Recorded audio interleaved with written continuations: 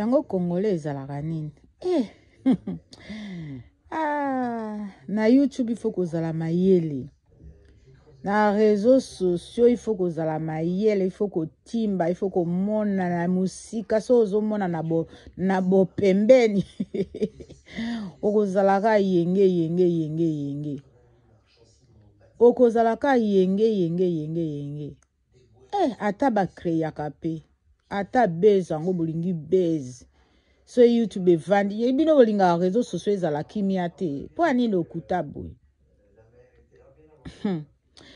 en tout cas ba mama o bo bengi nga wana o bo tindelinga ba message na linga ka bino mingi bino pe bolinga Karine mingi eloko na linga bino parce que bolinga Karine mingi mais ba bilo bo tindelinga na eza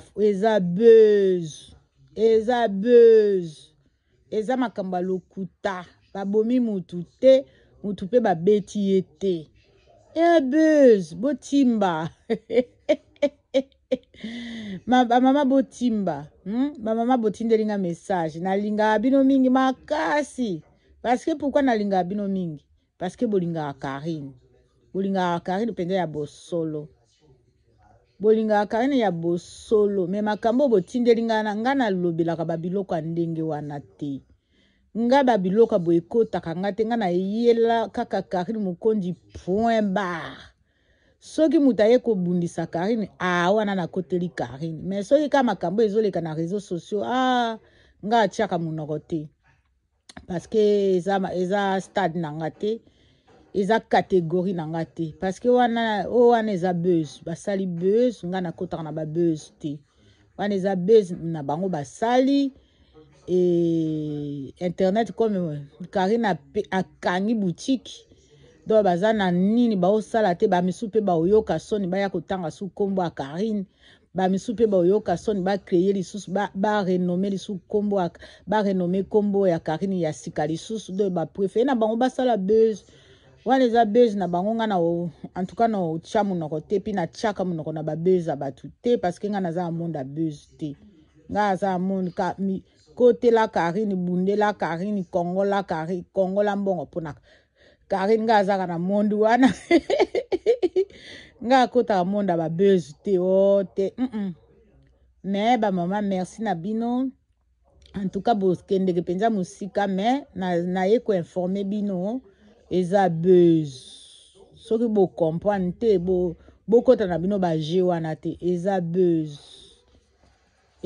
buzz mutu akufi te mutu pe ba beti ete eza buzz na Congo kuna eza ba dispensaire okokota na ona dispensaire opesi mwa $10 na yo na infirmière po bango babengaka infirmière docteur infirmière alati uniforme balobi eza docteur ayebanaka te infirmière ayebanaka te na Congo donc ba mama bozala na kimia nga na kotaka biloko ya ndenge wana te nasalaka ba émission ya ndenge wana te ngai nga nasalaka ye kobundisa Karine na tie na pelisi live kokongola mbongo na pelisi live kosoutenir Karine na pelisi live donc nga nasalaka bongo